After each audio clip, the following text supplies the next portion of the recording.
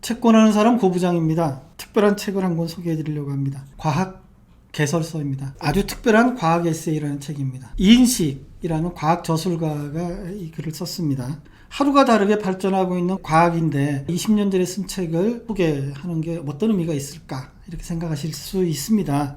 그렇지만 이 책은 소장해야 될 책을 한 10권, 20권을 꼽는다면 소장하고 싶은 책 중에 한 권입니다. 이인식은 과학을 대중들에게 쉽게 풀어쓰는 과학 저술가입니다. 이인식은 과학 에세이의 전형을 제시하면서 국내 과학 저술을 선진국 수준으로 끌어올리고 싶어 합니다. 이인식은 짧은 글은 쓰지 않습니다. 최소한 원고지로 35면은 넘어가야 제대로 된 과학 에세이가 나온다고 생각하기 때문입니다. 그리고 이인식은 과학 에세이를 쓰기 시작한 지 8년 만에 약 100편이라는 어마어마한 수준의 에세이를 썼습니다. 그 중에 27편을 골라서 낸 책이 바로 이 책입니다. 글을 읽어보시면 아시겠지만 하나하나가 허투루게 쓴 글은 없습니다. 시작을 이렇게 합니다. 최근까지 존재한 인류 중에서 가장 원시적인 종족이 오스트리아 남동쪽에 있는 태스메니아 원주민입니다. 기술 수준이 아주 보잘것없습니다. 쇠로 된 도구도 없고 뼈로 된 도구도 없습니다. 지금부터 2000년, 3000년 전에 인류가 개발한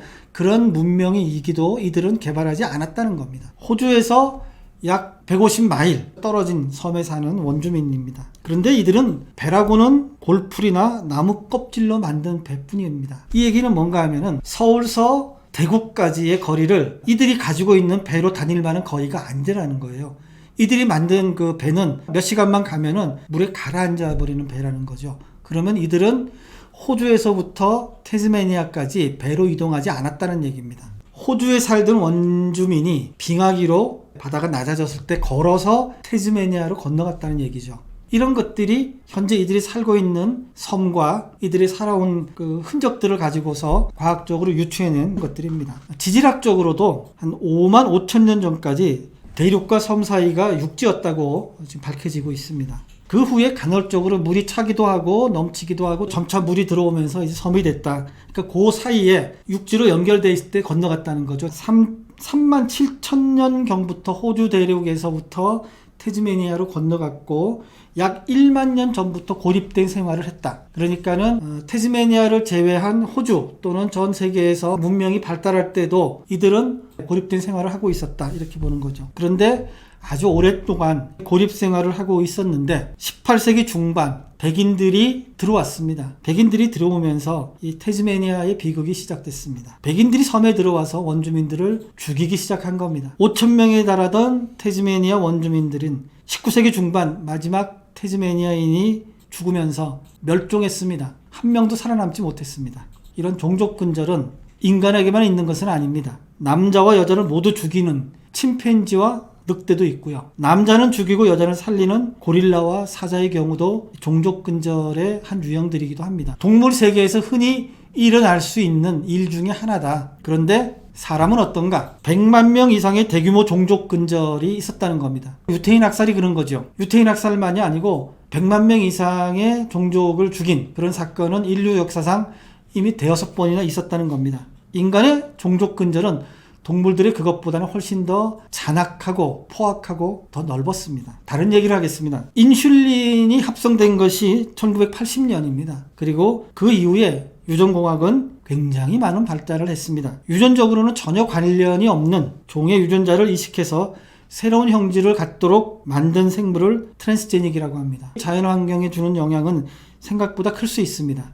왜냐하면 동물이 실험실을 벗어나면 그리고 자연으로 가면 다시 불러들이기 어렵기 때문입니다. 이와 비슷하게 유전자 변형 농산물이 있습니다. 우리가 농산물이라고 얘기하는 것들이죠. GMO 농산물은 유전적으로 가까운 야생종에게 유전자를 옮길 수가 있습니다. 그들이 미치는 영향력은 아직은 제대로 검증된 바가 없습니다. 그런데도 GMO 농산물이 우리 인류의 삶에 어떤 영향을 미칠지에 대해서는 아직 정확하게 검증된 바가 없습니다. 또 다른 얘기는 진화를 얘기하고 있습니다. 진화는 오랜 시간을 두고 진행됩니다. 천천히 진행되는 것이죠. 인간의 진화 역시 느리게 진행되고 있습니다. 그래서 인간은 아직도 석기 시대에 살았던 우리의 선조들이 가진 유전적, 신체적 특징을 여전히 가지고 있습니다.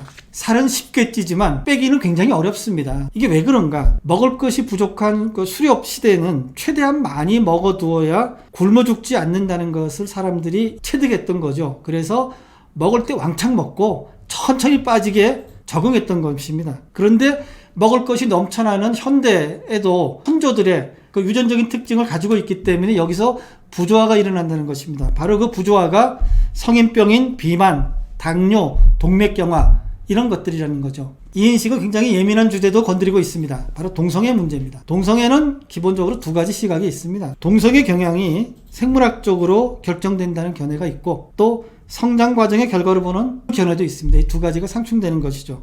후천적이라는 견해는 이런 거예요.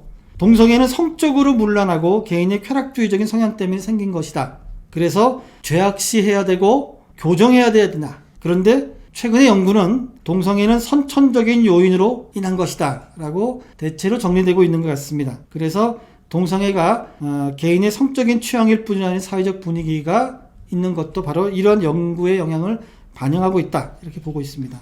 미래 인류는 그럼 어떻게 발전할 것인가? 인류 진화는 세 번의 큰 계기가 있었다고 얘기하고 있습니다. 첫 번째가 35억 년 전에 최초의 생명체인 박테리아가 탄생한 것이 첫 번째입니다. 두 번째는 21억 년 전에 나타난 진핵세포입니다. 세 번째가 7억 년 전에 여러 개의 진핵세포가 모여서 다세포 생물을 구성한 것이 바로 그 세 번째 진화입니다. 미국의 그레고리 스톡 박사는 인류가 네 번째 진화를 시작했다라고 주장하고 있습니다. 네 번째 진화는 어떤 것인가? 메타인류라고 명명한 신인류는 현대 문명과 결합되어 진화하며 전 지구적 규모의 초유기체로 정의된다. AI와 인류가 결합한다는 겁니다. 사이보그 우리가 영화나 만화 영화나 이런 데서 많이 보지 않습니까? 바로 그런 거죠. 인간이 기계와 결합해서 진화한다. 그 진화한 것을 인간으로 볼 것인가? 이 스톡 박사는 그렇게 봐야 된다는 겁니다. 미국의 로봇 공학자 모라벡은 미래 인류는 인류의 효력보다는 기계에 의해서 진행되고 승계될 것이다 라고 주장하고 있습니다. 로봇이 지구를 물려받는다면 이 로봇이 우리의 자식일 거다 라고 주장하는 거죠. 이 인식은 현대 과학 문명이 눈부시게 발전하고 있지만 여전히 점성술이나 창조론, 초심리학 이런 것들이 여전히 영향력을 가지고 있는 것은 과학 계몽의 실패 때문이라고 생각하고 있습니다. 이는 과학자들이 대중들에게 과학의 본질을 알리는 것을 게을리했기 때문이다 라고 분석하고 있습니다. 그래서 이 인식은 과학 전반에 대한 지식과 인문학적 소양을 겸비한 과학 저술가를 양성하여 대중들에게 과학의 본질과 현대과학 문명의 발달을 신속 정확하게 설명하는 작업이 꼭 이루어져야 한다고 생각하고 있습니다. 제가 이 책을 소개할 때 모두에도 말씀드린 것처럼 좀 아쉬운 점은 이 책이 출간된 지 좀 오래됐습니다. 20년 전에 과학을 소개하고 있기 때문에 그 20년 동안에 굉장히 많은 과학적인 발견 또는 과학적인 발전이 있었는데 그것을 담아내지 못한 것이 좀 아쉽다 이렇게 생각합니다. 근데 그럼에도 불구하고 이 책을 제가 소개하는 이유는 과학 지식을 이해하기 쉽게 대중적으로 쓴 책이 우리나라에 그렇게 많지 않습니다. 그리고 대중들에게 과학을 좀 더 쉽게 설명하자라는 이 인식의 문제의식이 지금도 여전히 유효하기 때문입니다. 제가 이 책 아주 특별한 과학 에세이에 주는 별점은 3입니다.